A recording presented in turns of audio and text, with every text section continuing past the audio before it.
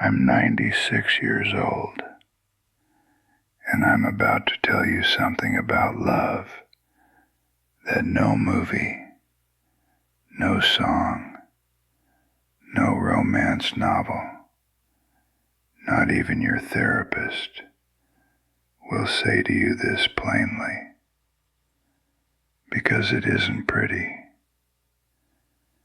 It isn't poetic. And in my case, it came 40 years too late. I spent almost a century using the word love. I said it in church, in bedrooms, in arguments, in greeting cards. But I did not understand what it actually meant until after she was gone. Not when I married her. Not when we had children. Not even when I watched her take her last breath. I learned the meaning of love standing alone in our bedroom, holding one of her worn-out sweaters, with a silence so loud it felt like the walls were screaming. And I don't want you to have to learn it that way. When I was a boy, I thought love meant being good. My mother would kiss my forehead when I brought home good grades, when I kept quiet at the table, when I made my bed just so. No kiss when I spoke too loudly, when I cried, when I was clumsy. So I learned very early, love is something you earn. Behave well, get love. Mess up, it disappears. Nobody said those words out loud, but that's what my little brain understood. So when I started dating, I thought love meant performing, buying flowers on the right days, saying the right lines, being charming enough that a girl would choose me. I had a girl when I was 20, Mary. Pretty brown eyes, laughed all the time. I told her I loved her after 3 weeks because that's what I thought love was. Big declarations and pounding hearts.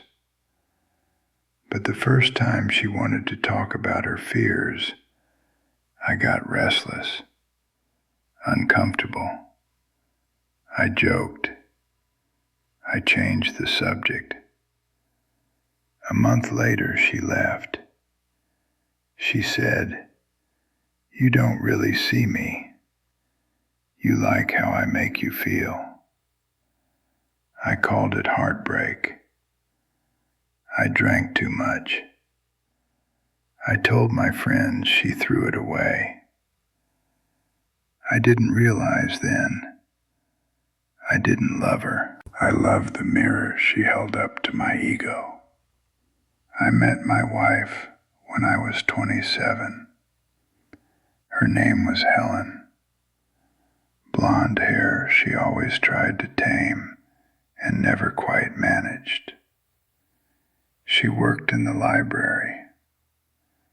I went in one day looking for a book and walked out with a life. She was quiet but not shy. She watched people carefully. When she laughed, it was like she'd been holding it in for years and finally let it out. We dated for a year. We got married in a small church with wilted flowers and a cake that almost collapsed in the middle. She cried when she said her vows. I didn't. Not because I didn't care, because I thought love was something you prove with what you do, not what you feel. So I decided my job was to provide. I worked. I worked like a man possessed. Overtime, graveyard shifts, extra projects. I told myself, this is love. I'm being a good husband. I'm giving her a good life. She would say, come to bed, leave the papers, just sit with me. And I would smile, kiss her on the head, and say, I will, honey. When things slow down, when we're more secure. There is a sentence that has ruined more lives than any curse word you can think of. When things slow down. They never do. We had 2 children, a boy and a girl. She remembered every birthday, every dentist appointment, every favorite meal. I remembered the mortgage due date. On our 10th anniversary, I bought her a necklace. Cost me more than I could really afford. I was so proud walking into the house with that little box. I handed it to her like I was giving her my soul. She opened it, smiled softly, and said, "It's beautiful. Thank you." Later that night, when the kids were asleep, she sat at the edge of the bed and said, very gently, "Do you know what I really want from you?" I joked, "What, another necklace?" She shook her head. "I want you to look at me when I talk to you. I want you to sit with me without the television on. I want you to tell me what's actually going on in that head of yours. I want to feel like you're here, not just your body, you." I laughed it off. I said, "You know I love you. Look at everything I do for this family." She nodded. She always nodded. She was good at nodding when her heart was breaking. In my 40s, I thought love meant staying. I didn't cheat. I didn't leave. I didn't hit. In my mind, that made me a good man, a loving husband. I didn't understand that you can abandon someone without ever walking out the door. I abandoned her in conversations. I abandoned her in the kitchen when she wanted to dance, and I refused. I abandoned her when she was sitting on the couch, staring at nothing, clearly needing to talk, and I said, "I'm tired. Maybe tomorrow." We fought, of course. Every couple does. But I measured our marriage by the fact that we were still under the same roof, still sharing the same bed, still sharing a last name. I thought that meant I loved her well. I was wrong. She found a lump when she was 61. I still remember the way she said my name that night. Soft, like she didn't want to wake me, but firm, like this could not wait. "Can you feel this?" she asked, guiding my hand. The world shifted. The word oncologist entered our vocabulary. The calendar became a map of appointments and tests and phone calls that started with, "I'm afraid," and ended with medical words we didn't entirely understand. In the hospital, I held her hand.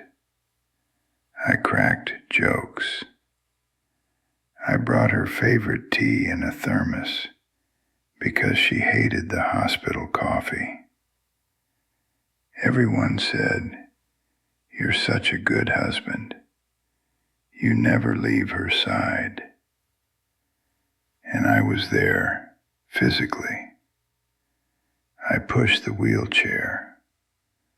I signed the forms.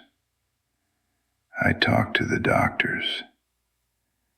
But when she cried quietly at night, thinking I was asleep, I lay there, rigid, terrified, and I stayed silent. Not because I didn't care, because I didn't know how to step into her pain without trying to fix it. And here was a thing I couldn't fix. So instead of saying, "I'm scared too," I said, "Don't worry, it'll be fine," and then pretended to snore so I wouldn't have to say more. Do you know how lonely it is to be in a hospital bed, fighting for your life, and the person you love most in the world won't look their own fear in the face with you? She went into remission. We celebrated. Our children came over. We ate too much. We toasted to many more years. And then, slowly, as her hair grew back and the scars faded, I did what I had always done. I went back to work. I went back to my newspapers. I went back to nodding at the right times and assuming there would be another summer, another Christmas, another Tuesday to really sit down and talk. I told myself, we dodged a bullet. We have time. We didn't. The cancer came back 3 years later. This time, it did not pretend to be kind. It was in her bones, her liver. It had threaded itself into places the surgeons couldn't reach. We stopped talking about cure and started talking about comfort. She moved more slowly, became smaller, like the air was leaking out of her. People always say the last months are precious, full of deep conversations and profound closures. Sometimes they are. A lot of the time they're just messy. She was tired. She was in pain. She was annoyed at her own body. She was scared, and so was I.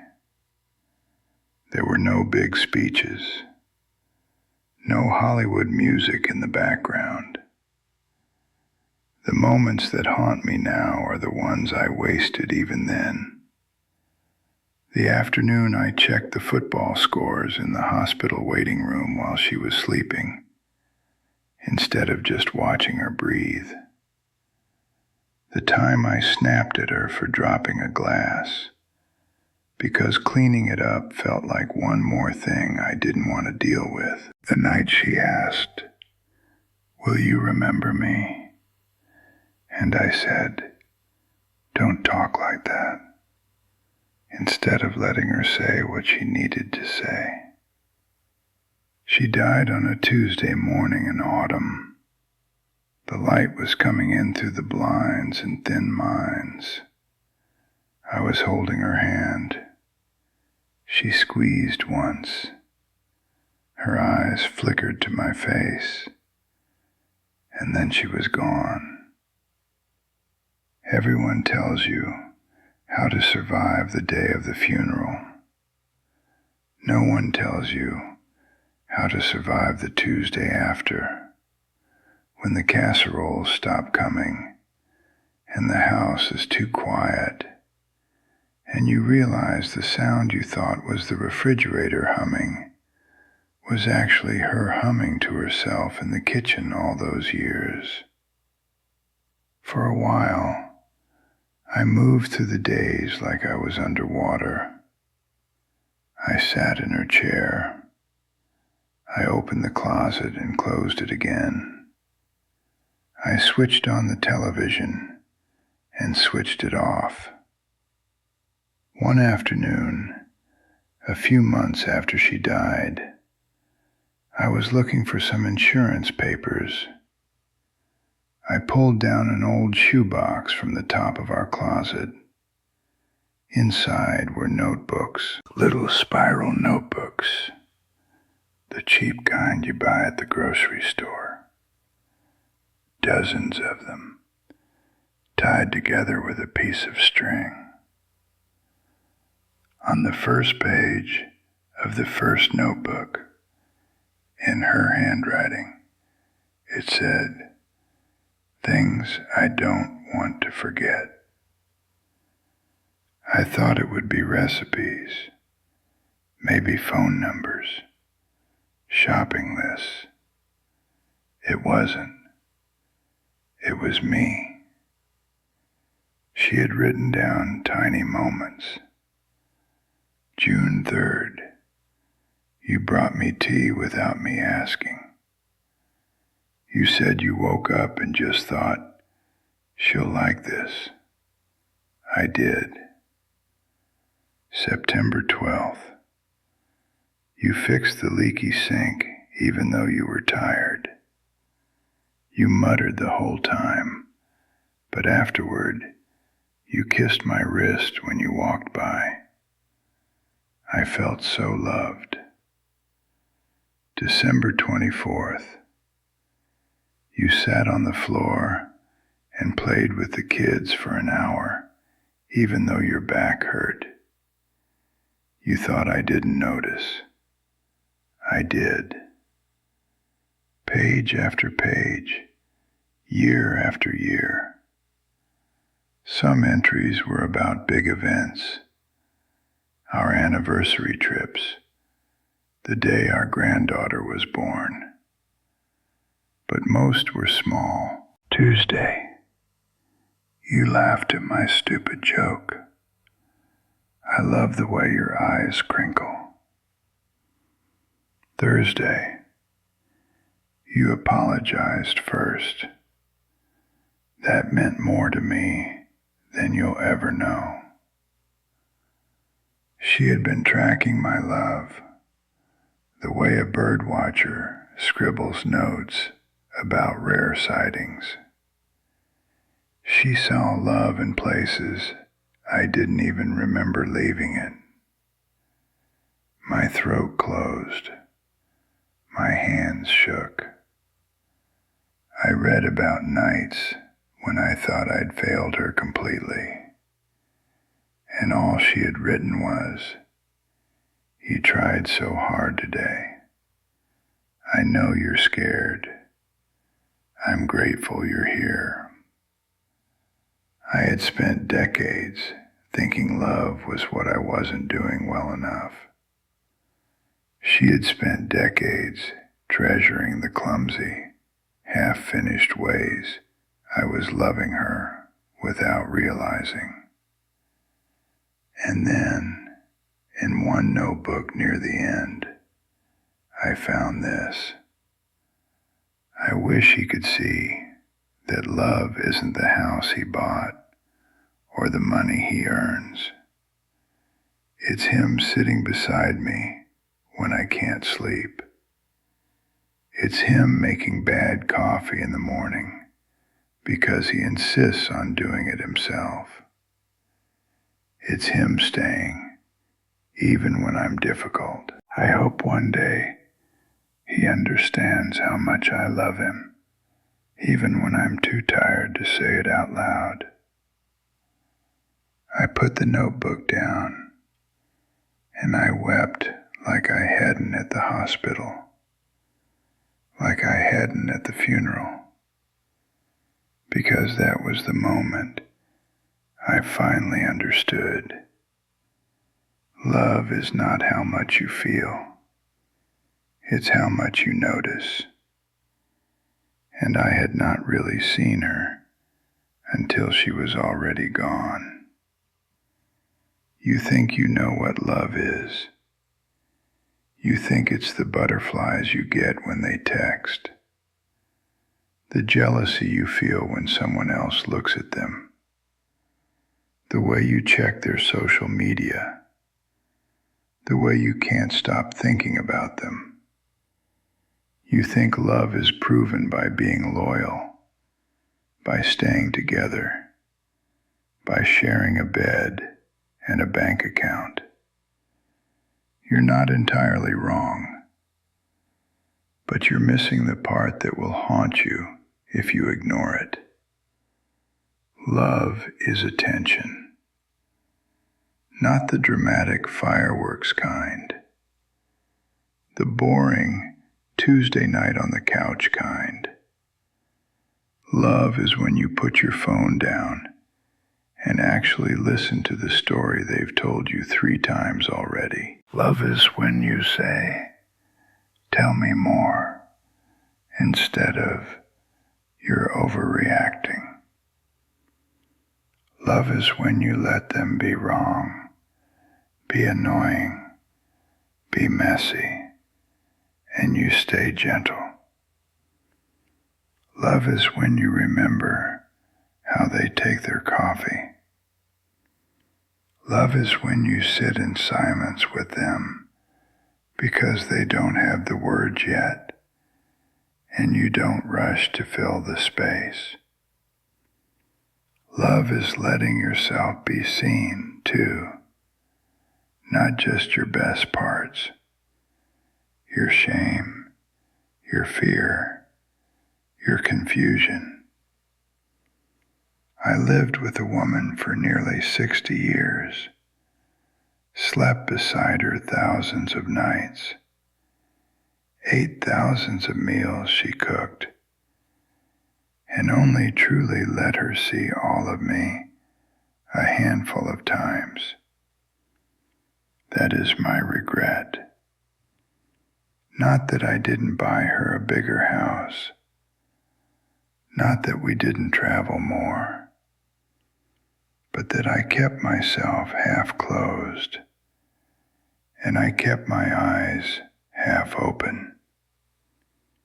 I thought we had time to be fully honest, to really talk, to sit without the television on and tell each other what scared us.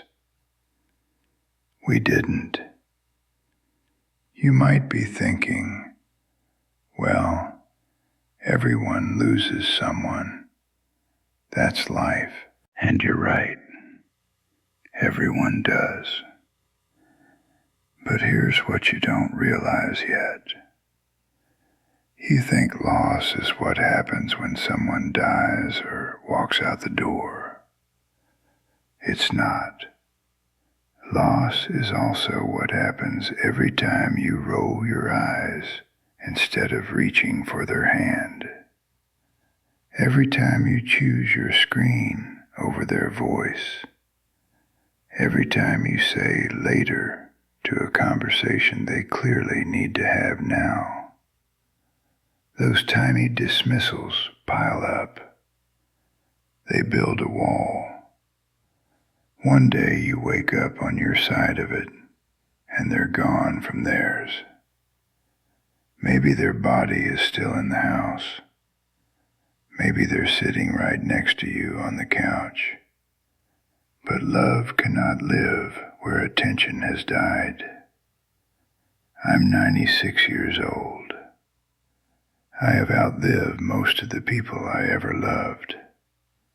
My friends, my siblings, my parents, my wife. I sit in a quiet house now with her notebooks in a shoebox under the bed. Some days I take them out and read them again, not to torture myself, but to keep remembering what I learned too late. Love is made of tiny, ordinary moments you will absolutely miss if you are not paying attention. You think love will be there next week, next month, after you get the promotion, after the kids are older, after things settle down. Listen to an old man. They don't settle down. People leave, bodies fail, minds fade.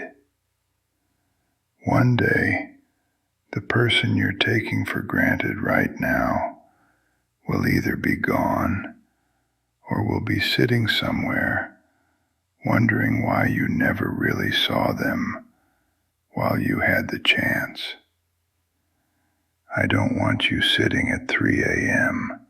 40 years from now, holding a sweater that still smells like them, finally understanding what love meant when there's no one left to give it to.